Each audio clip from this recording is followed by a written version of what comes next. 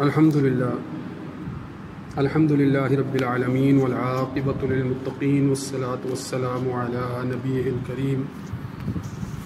أما بعد فأعوذ بالله من الشيطان الرجيم بسم الله الرحمن الرحيم الحج أشهر معلومات فمن فرض فيهن الحج فلا رفث ولا فسوق ولا جدال في الحج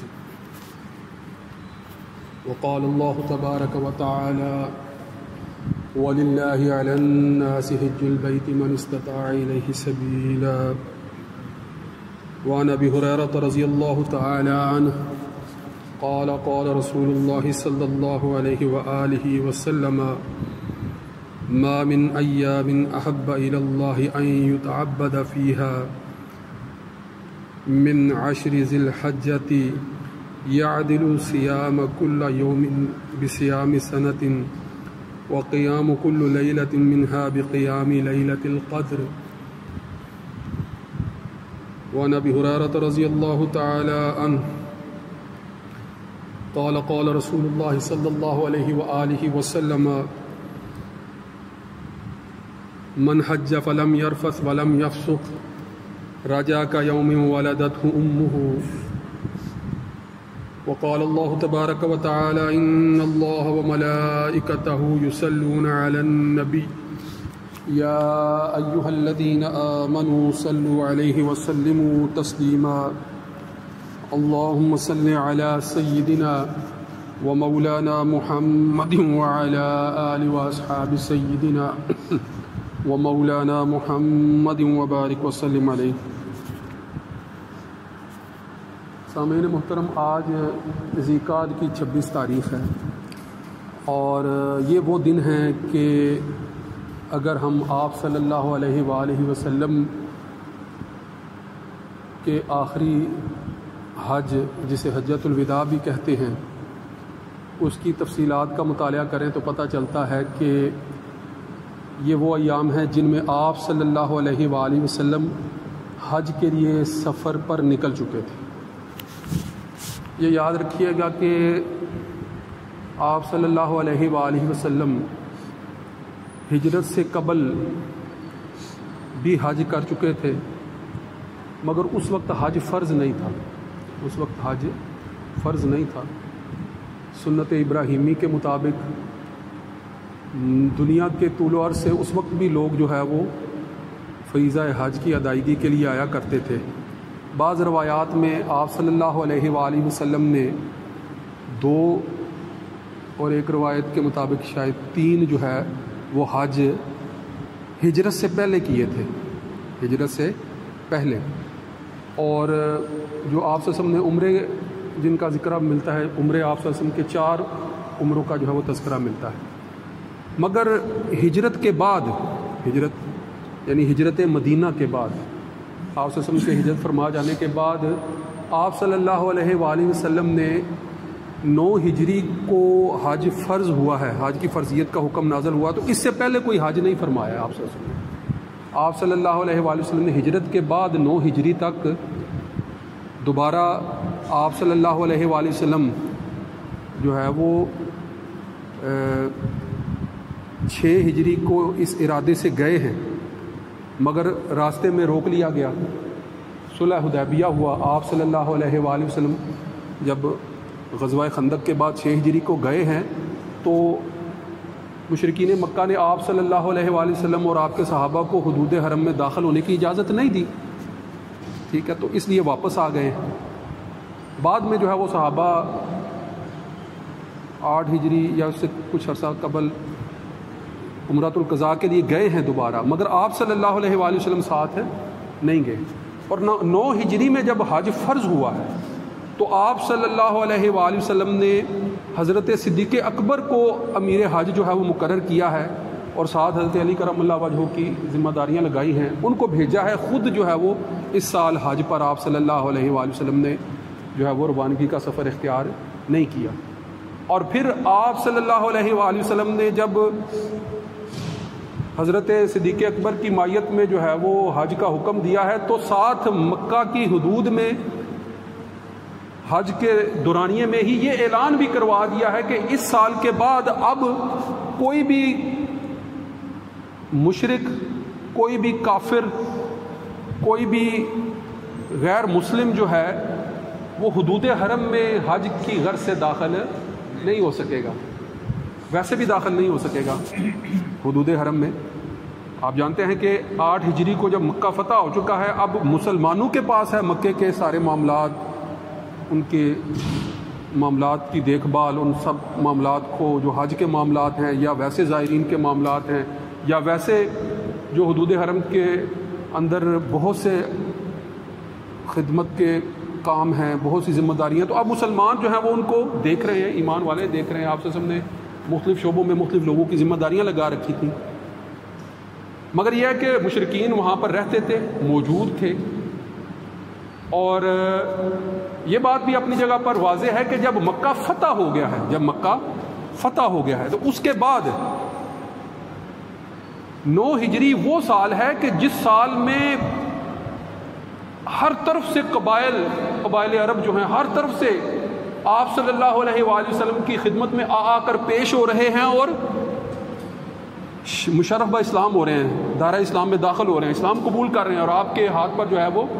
بیعت کر رہے ہیں، اور آپ سے جو ہے وہ عہد وفا جو ہے وہ باندھ رہے ہیں۔ اب یہ جو 9 ہجری کا دور ہے، اس میں اکثر جو بیشتر علاقے ہیں جو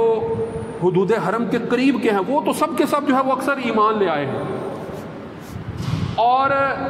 دور دراز کے قبائل بھی جوک در جوک آتے چلے جا رہے ہیں۔ بہت سے قبائل تو دیکھ ہی یہ رہے تھے نا، فتح مکہ میں جب آپ صلی اللہ علیہ وآلہ وسلم اور مشرکین مکہ کے درمیان جو ہے وہ مبازرت چل رہی تھی، لڑائی چل رہی تھی، جنگیں ہو رہی تھی، تو بہت سے قبائل جو ہے وہ دونوں طرف دیکھ رہے تھے کہ ان کا ساتھ دیں یا ان کا ساتھ دیں۔ وہ انتظار کر رہے تھے کہ فیصلہ ہو جائے کہ کون غالب آتا ہے، کس کو جو ہے وہ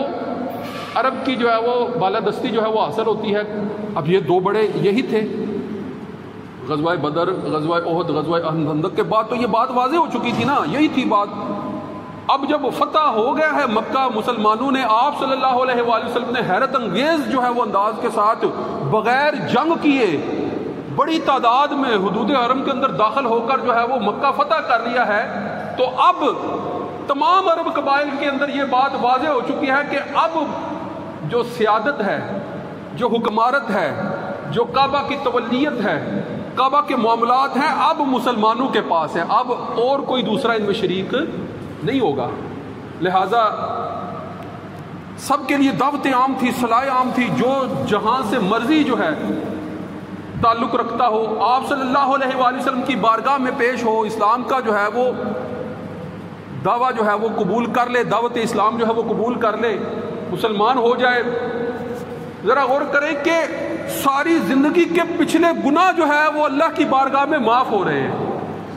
اور جو ہے وہ نئی زندگی ایسی کہ جیسے ابھی پیدا ہوئے ہیں ایسی زندگی کا آغاز کرتے چلے جا رہے ہیں، ایسی زندگی کا، چاہے اس سے پہلے جتنے بھی بڑے گناہ کبیرہ میں مبتلا رہ جانے والے افراد تھے، مگر اس سے پہلے آپ کا ساتھ بھی نہیں دیا، اس سے پہلے جو ہے وہ آپ کے خلاف ہی لڑتے رہے ہیں اور جو ہے وہ جانی دشمن رہے ہیں، مگر آپ صلی اللہ علیہ وآلہ وسلم سب کو معاف فرماتے چلے جا رہے ہیں۔ اور جو بھی دعوت اسلام قبول کرتا ہے، دائرہ اسلام میں داخل ہوتا ہے، اسلام کے علم کو سر بلند رکھنے کے لیے جو ہے وہ قسم اٹھا لیتا ہے، آپ صلی اللہ علیہ وآلہ وسلم اس کو معاف فرما دیتے ہیں، اور رب کی طرف سے اس کا نتیجہ یہ نکل رہا ہے کہ سارے کے سارے سب کا گناہ جو ہے وہ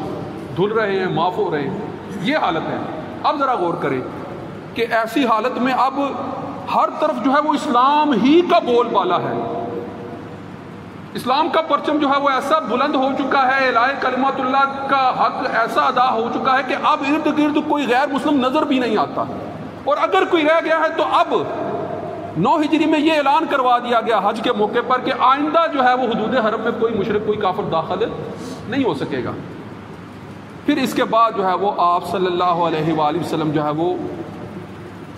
10 ہجری میں آج 26 ذیقعد ہے، تو یوں ہی سمجھے کہ 24 ذیقعد کو جمعے والا دن تھا، آپ صلی اللہ علیہ وآلہ وسلم نے ذیقعد کے مہینے میں اعلان فرما دیا کہ حج کی تیاریاں کی جائیں۔ جس کو خبر ہوئی، جہاں جہاں تک خبر پہنچی، حدود حرم کے علاوہ بھی عرب کے دور دراز قبائل جہاں جہاں تک خبر پہنچی، لوگ جو ہیں وہ جوک در جوک آپ صلی اللہ علیہ وآلہ وسلم کی مائیت میں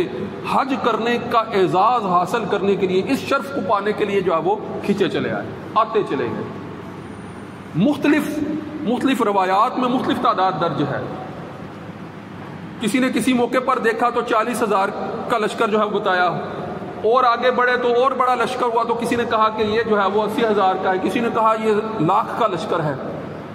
حجۃ الوداع کے موقع پر جب میدان عرفات میں ہے آپ صلی اللہ علیہ وآلہ وسلم، تو دور دراز تک سر ہی سر نظر آتے ہیں، 2 کپڑوں میں لپٹے ہوئے لوگ، دور دراز تک جو ہے وہ ہر طرف انسان ہی انسان، اور وہ لاکھوں کا مجمع ہے، 1,20,000 30,000 40,000 تک جو ہے وہ تعداد بعض روایات میں جو ہے وہ درج ہے۔ بڑی تعداد میں طول و عرض سے جو ہے وہ لوگ آپ صلی اللہ علیہ وآلہ وسلم کے ساتھ ہیں۔ مگر جب سفر کا آغاز ہوتا ہے، جمعے کا دن ہے، آپ صلی اللہ علیہ وآلہ وسلم گھر سے رخت سفر جب باندھتے ہیں تو ذوالحلیفہ کے مقام پر، یہ ذوالحلیفہ جو ہے وہ میقات ہے جہاں سے آپ صلی اللہ علیہ وآلہ وسلم نے حج کا احرام باندھ کر آگے سفر جو ہے وہ اختیار کیا تھا۔ تو یہاں پر پہنچے آپ صلی اللہ علیہ وآلہ وسلم نے جمعے کا خطبہ دیا، اس میں تفصیل کے ساتھ جو ہے وہ آپ صلی اللہ علیہ وسلم نے احکام حج جو ہے وہ بیان فرمائے، حج کے فضائل بیان فرمائے، اور پھر وہاں رات کو قیام کرنے کے بعد آگے شنبہ کا دن تھا، ہفتے کا دن تھا، تو آگے سفر اختیار کیا۔ اور یہ سفر جو ہے وہ تقریباً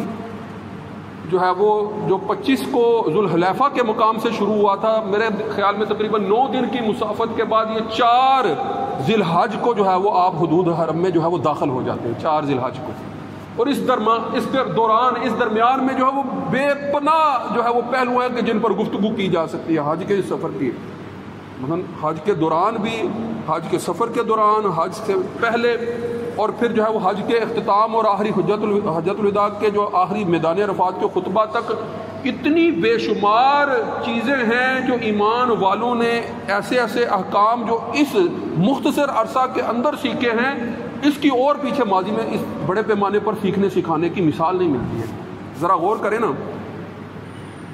اس حوالے سے بھی تھوڑا سا غور کیا کریں کہ آپ کو بعض اوقات جو ہے وہ کبھی اگر اتفاق ہوا ہو، آپ جو ہے وہ